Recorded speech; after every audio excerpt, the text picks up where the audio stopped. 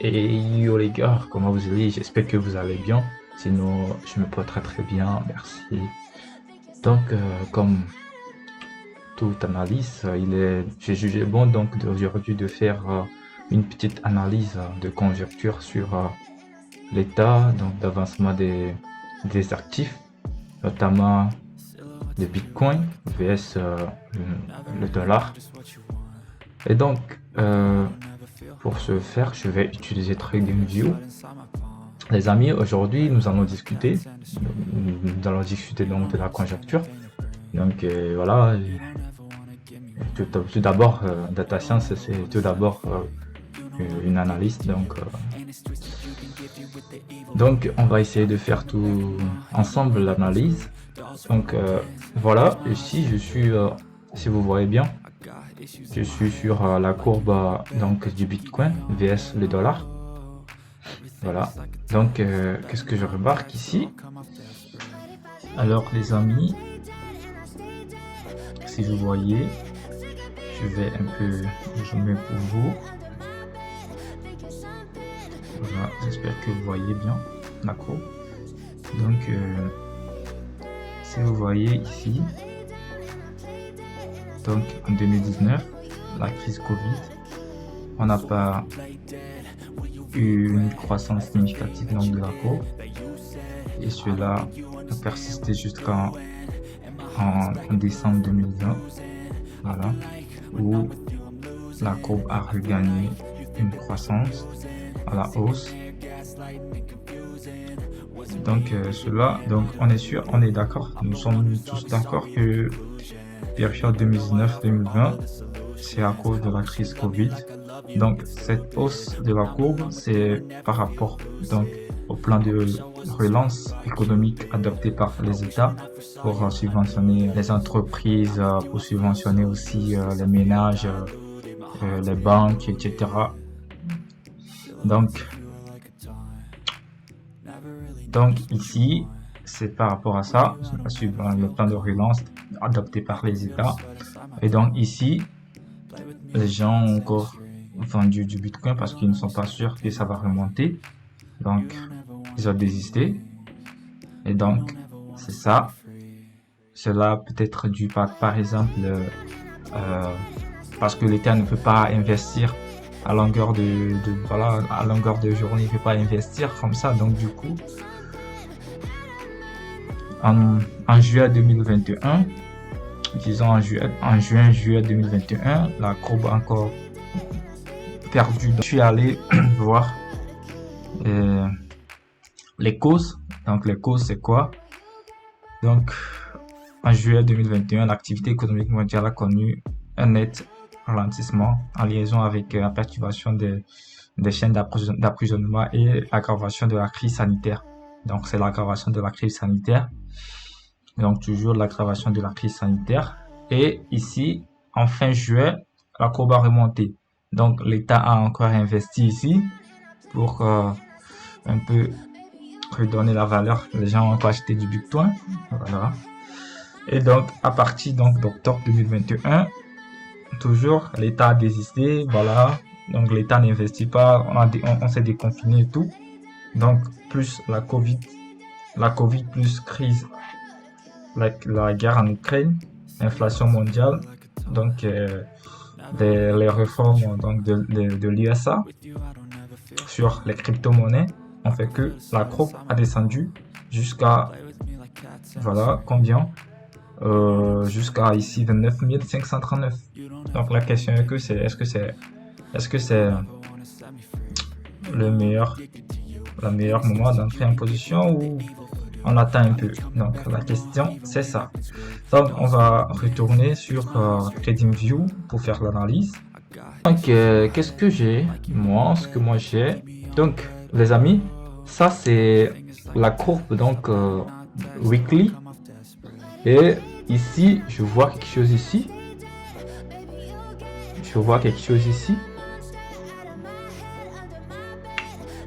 Donc moi je pense que les grands barons donc qui possédaient donc les bitcoins, en ce moment ils sont en train donc de faire quoi? De racheter le bitcoin.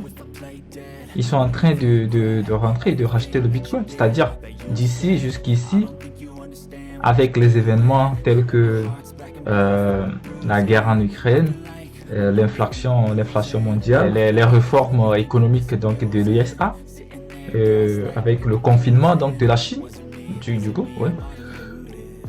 Ils ont jugé bon donc de vendre leur Bitcoin, Et donc ici, en ce moment, ils sont en train de racheter le Bitcoin. Vous voyez la mèche là. Ils sont en train de racheter le Bitcoin. Donc, ce que moi je pense ici, c'est une, c'est une ancienne zone où quelque chose s'était passé, c'est-à-dire qu'ils ont racheté au niveau de la zone là. Et donc, c'est la même chose qui est en train de se produire actuellement ici. Donc, les amis, qu'est-ce que vous en dites? Ici, on va commencer à racheter le Bitcoin. Est-ce que c'est le bon endroit? C'est la meilleure, disons, la meilleure position à prendre? Voilà. Bon, ça c'est par rapport aux événements. Donc, l'analyse par rapport aux événements, aux différents événements qui se passent à l'échelle mondiale. Voilà. Maintenant, on va s'attaquer donc à l'analyse voilà, avec des indicateurs. Donc, voilà. Sinon, si vous avez des questions ou vous avez des remarques à donner, donc laissez ça en commentaire. La question est-ce qu'on va commencer à racheter ici? On va commencer à racheter ici où la courbe est en train de rejeter la baisse. C'est-à-dire que les grands investisseurs qui ont vendu, qui continuent pas à vendre, ils sont en train de racheter ici. Est-ce que c'est bien donc de passer aussi à l'action? Donc si vous avez des inquiétudes, il sera préférable que vous laissiez ça dans le commentaire pour qu'on en discute plus, si c'est une bonne idée. Vous êtes sans savoir que l'influence donc de tout le monde intervient donc de la chute ou du montée des actions.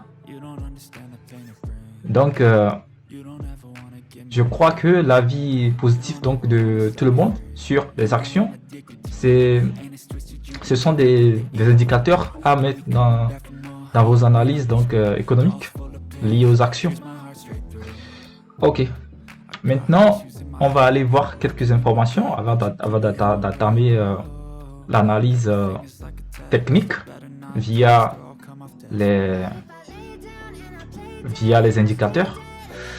Donc, qu'est-ce que je vous propose à faire? On va aller checker quelques informations sur le site pour voir ce que les gens en pensent. Et donc, je suis sur le site DailyFX. Donc, il y a Abaradez, voilà, voilà. Donc, qui a fait quelques analyses. Il nous dit quoi? Que le Bitcoin tente de réintégrer une ancienne zone de support. Il faudrait selon moi au moins revenir dans la zone technique en violet pour conclure à début de stabilisation durable qui précédera le prochain rallye. Voilà, bon. Toutefois, il a tracé quelques trucs qu'on va essayer d'analyser. Donc, qu'est-ce qu'il a fait? Il a tracé les droits de support et de résistance. Donc, ici, il a tracé, voilà, le droit de support. Voilà. Il a tracé ça en violet ici aussi. Ah, donc, il a défini ici une zone, la zone rouge. C'est la zone où la courbe a, disons, genre, il y a une répétition, donc de la courbe a frappé la zone là. Donc, lui, il nous dit, est-ce que la courbe ne va pas remonter jusqu'au rond là? Est-ce que la courbe ne va pas remonter jusqu'au rond là et passer à la baisse ensuite? Ou soit, parce que normalement, c'est une zone déjà tapée par la courbe, donc c'est sûr que la zone là, la courbe va un peu stagner. Donc, ça va un peu stagner. C'est pourquoi, ici, déjà, les gens ont commencé à racheter. Vous êtes d'accord avec moi? C'est-à-dire que ici, déjà, ici,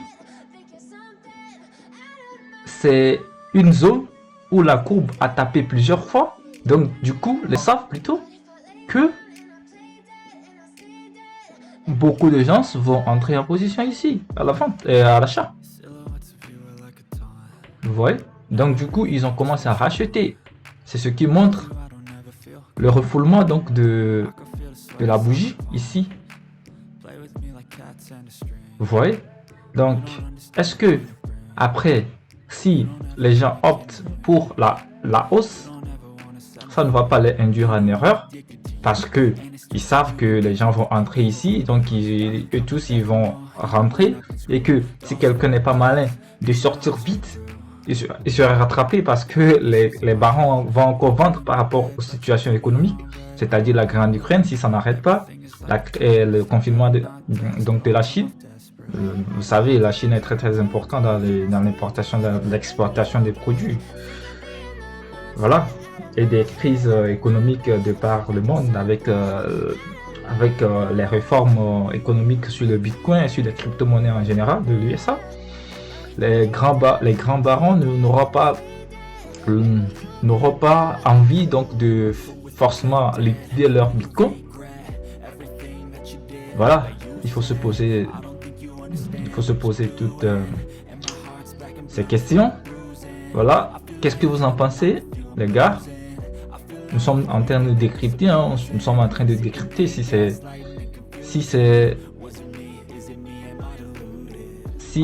c'est bien d'entrer en position ici ou donc de plutôt liquider le Bitcoin. Voilà. Donc, moi, ce que j'en pense, c'est qu'il faut être prudent ici. Soit ici, la courbe va remonter, soit la courbe va continuer la baisse. Mais toutefois, la courbe ici, il va un peu stagner, il va un peu juger, les gens vont rentrer, les gens vont sortir sans savoir ce qu'ils vont faire, disons, ce qu'ils vont faire de manière concrète. Voilà. Donc du coup, ici, pour le moment, je n'ai pas de réponse à donner par rapport à la hausse. Moi, par exemple, c'est moi, donc je n'ai pas de réponse à donner par rapport à la hausse ou à la baisse donc de la courbe. Toutefois, on va peut-être laisser voir si la courbe dans les prochains jours va descendre peut-être jusqu'à 20, disons pour le mois, ça va se clôturer en dessous donc des 27 000. Si ça se clôture en dessous de 27 000, il faut savoir que sera lié plutôt vers 23 000 comme ça. Si la courbe se clôture vers 23 000, c'est sûr que la baisse est liée donc aux crises économiques, c'est-à-dire ce que je viens de citer, c'est lié à ça. Et donc du coup, il faut voir si ça se clôture là-bas, ça va pas continuer, ça baisse. Voilà, avant de rentrer en baisse. Maintenant, si vous jugez bon d'acheter, je pense que c'est une bonne aussi réponse. Mais il faut faire attention. Il faut faire très attention. Parce que la courbe ne va pas en même temps monter à la hausse. Par rapport aux événements, ça ne va pas monter à la hausse. Parce que les barons, les grands investisseurs en Bitcoin ne sont pas pour le moment confiants donc, sur la montée donc, des Bitcoins. Donc, ils sont en train de liquider. Donc, il faut faire attention. Moi, je pense. Ok. Donc, moi, je mise, si la courbe se clôture peut-être au niveau de 23 000, je mise encore à la baisse. Sinon, ici, c'est normal que ça doit remonter. Maintenant, ce qui est plus sûr à faire, soit de remonter jusqu'au rond là. Vous voyez, il va remonter, c'est-à-dire comme s'il va, il va un peu, voilà, respirer jusqu'au rang là. Vous voyez, donc c'est ce que moi je pense pour le moment. Toutefois, il faut faire attention parce que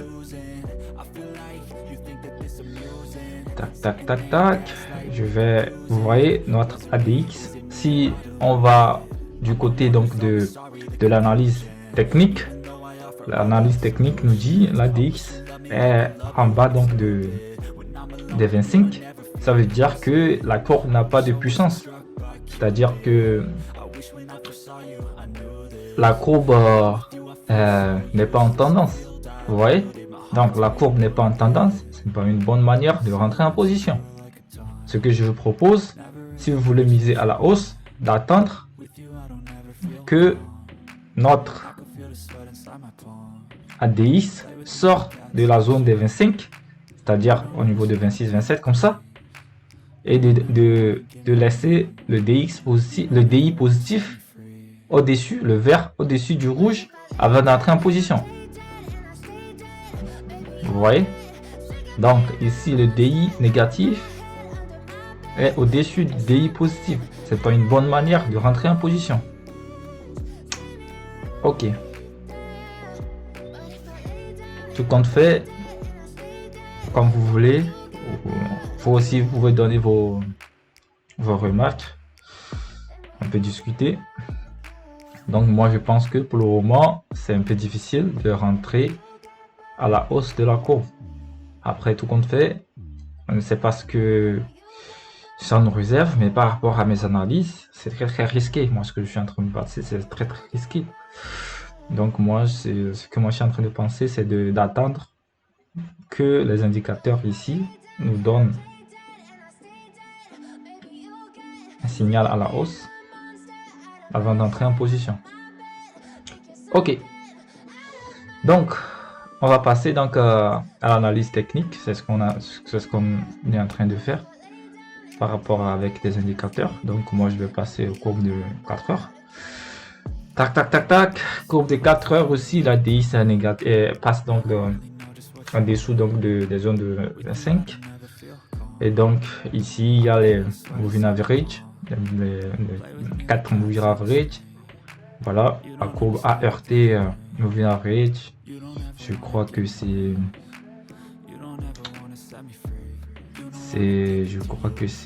attends, je vais voir, c'est le 25, oui, c'est le 25. Le 25 average 25. Donc ici je pense que la courbe va descendre encore de plus. Donc il faut faire toujours attention. Ici il va encore descendre de plus. Donc moi ce que je propose, c'est d'attendre un peu pour que au moins les indicateurs nous montrent une hausse donc de la courbe de Bitcoin pour racheter les Bitcoins. Et juste pour voilà, genre pour que ça nous montre un peu donc la hausse de Bitcoin avant de la racheter. Sinon, vous risquez de racheter ici et que les grands barons commencent à liquider encore. Vous voyez, vous rachetez et ils liquident le Bitcoin, donc vous perdez. Vous voyez, donc vous achetez très bas, vous gagnez quand c'est la maturité, quand ça monte. Sinon, si vous achetez maintenant et que ça diminue encore de plus, vous perdez. Vous voyez, donc du coup il faut faire attention du fait que la courbe aussi n'est pas tellement en tendance, donc il faut faire attention parce que ça va pas trop évoluer à la hausse, ça va pas trop évoluer à la baisse par rapport aux situations économiques. Donc il faut faire très attention. Voilà, donc ce que moi je vous conseille à faire, c'est de trader le Bitcoin. Voilà, donc ça c'est par rapport au moving average. Donc toujours on mise sur la baisse, moi je pense. Moi je mise ici la baisse, hein. C'est ce que moi je pense. Après ici pour le moment on ne sait pas ce qui se passe. Ça c'est la courbe de 4 heures. Ici On ne sait pas, c'est un range, voilà, c'est compliqué, on est un peu moins indécis. Faut faire attention là. Hein. Après, si nous traçons quelque chose ici comme ça, tac. Ouf, voilà, quelque chose ici comme ça, tac. Pour ceux qui trade, je pense que c'est bon. On peut entrer en position pour faire bien sûr ce qu'on appelle le trade. Il est bon de rentrer en position parce que ça fait quoi? Ça fait descente, voilà, tac, et ça fait quoi? On va bien tracer ça, tac, on fait ça comme ça plutôt, c'est mieux je pense. On fait ça, voilà, je fais ça comme ça, un truc comme ça, tac, voilà. Voilà. Donc ça fait quoi? Ça fait tac, tac, tac, tac, tac, tac, et tac, et tac, et ça peut repartir à la hausse. Vous voyez? Donc, qu'est-ce que vous en dites? À la baisse ou à la hausse? Qu'est-ce que vous en dites? Ça.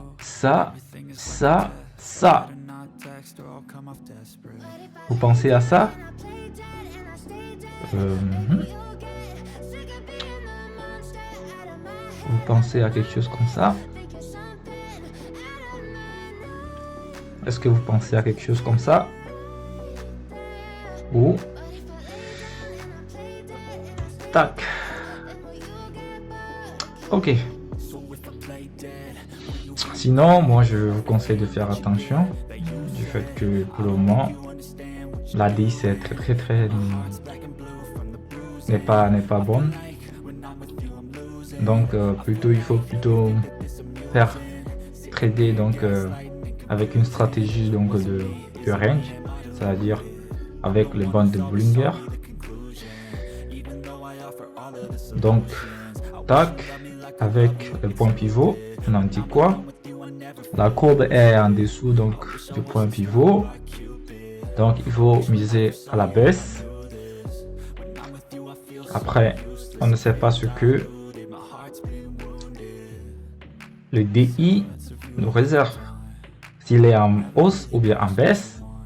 Vous voyez? Donc, c'est ce que moi je pense. On va voir ce que les bandes de Bollinger nous réservent. On va voir. Tac, tac, tac. Tac, tac, tac. Je vais ramener la bande de Bollinger. Okay. Tac, tac, tac. Donc, bon, c'est ce que moi je pense. Hein. Donc, les amis, vous en dites quoi? Vous pensez on doit racheter maintenant les cryptos ou on doit plutôt miser à la baisse? Sinon, moi, par rapport aux événements économiques, je pense que pour le moment, le rachat, c'est un peu risqué parce que il y a de l'achat parce que, comme je vous l'ai dit, c'est parce que là, c'est une ancienne zone donc de récession, tu vois, vous voyez. C'est pourquoi il y a des gens qui ont racheté un peu du Bitcoin ici, vous voyez. Mais je me pose la question par rapport aux événements économiques. Si la guerre en Ukraine ne s'arrête pas, ça va pas toujours continuer à la baisse. Sinon, c'est une bonne position de rentrer en position ici pour miser jusqu'au rond ici. Vous en dites quoi? Est-ce que vous laissez jusqu'au rond avant de racheter le Bitcoin ou que vous risquez en achetant le Bitcoin ici en même temps? De tout compte fait, pour racheter les Bitcoins, c'est un peu voilà ce que je peux dire par c'est un peu en soi du risque, mais il faut bien risquer. Donc moi, ce que je pense, c'est d'attendre un peu pour que la courbe peut-être arriver ici avant de racheter le Bitcoin pour être sûr. Ou soit, si la courbe clôture en bas ici, vous vendez vos bitcoins. Ou soit par rapport à la mèche là, je pense que la mèche là montre que les gens sont en train de racheter le bitcoin. Donc c'est le bon moment de racheter le bitcoin. Mais tout comme fait, il faudrait que vous soyez vigilant par rapport aux événements économiques. Vous voyez? Ok. Donc, moi, c'est ce que je pense. Dites-moi en commentaire ce que vous pensez de même. Est-ce que c'est le bon moment de racheter le Bitcoin ou de liquider vos Bitcoins? Voilà, de tout compte fait, vous avez déjà perdu. Si vous êtes rentré en position ici, vous avez déjà perdu. Donc, mais ceux qui ne sont pas encore investis dans le Bitcoin, est-ce que c'est un meilleur moment de racheter le Bitcoin? Donc, dites-moi ce que vous avez en commentaire. Sinon, moi, je pense que c'est le meilleur moment donc de racheter le Bitcoin par rapport aux mèches là, à la mèche ici. C'est le meilleur moyen. Mais il y a aussi l'événement en Ukraine si ça ne s'arrête pas. Si l'événement en Ukraine s'arrête, c'est le meilleur moment de racheter le Bitcoin. Mais sinon, prenez soin de visiter de temps en temps les actualités. Donc c'est ce que moi je pense. Sinon, il y aura un rachat un peu jusqu'au rond là. Et après, on va voir ce que ça va donner. Sinon, si ça se clôture en bas, donc des 25 000, je pense qu'il faut un peu arrêter et de voir ce que ça va donner avant d'acheter. Sinon, ça va un peu avoir du mal avant de quitter la zone ici quand même. Mais attendez que ça sorte un peu de la zone rouge pour être sûr à 100% que ça va remonter. Ok. Les amis, c'est tout pour cet épisode donc réservé à l'analyse de la conjoncture. Donc cet épisode est lié donc à l'analyse donc du Bitcoin. Donc dites-moi ce que vous avez en commentaire. N'hésitez pas donc de me poser des questions. Demain peut-être ou dans les prochains jours, je vais utiliser l'IA pour voir ce que ça peut donner comme résultat donc de l'analyse des courbes donc du Bitcoin vs dollar, et je vous tiendrai au courant. Merci les amis, merci pour votre encouragement. N'hésitez pas de vous abonner à ma chaîne et ciao ciao.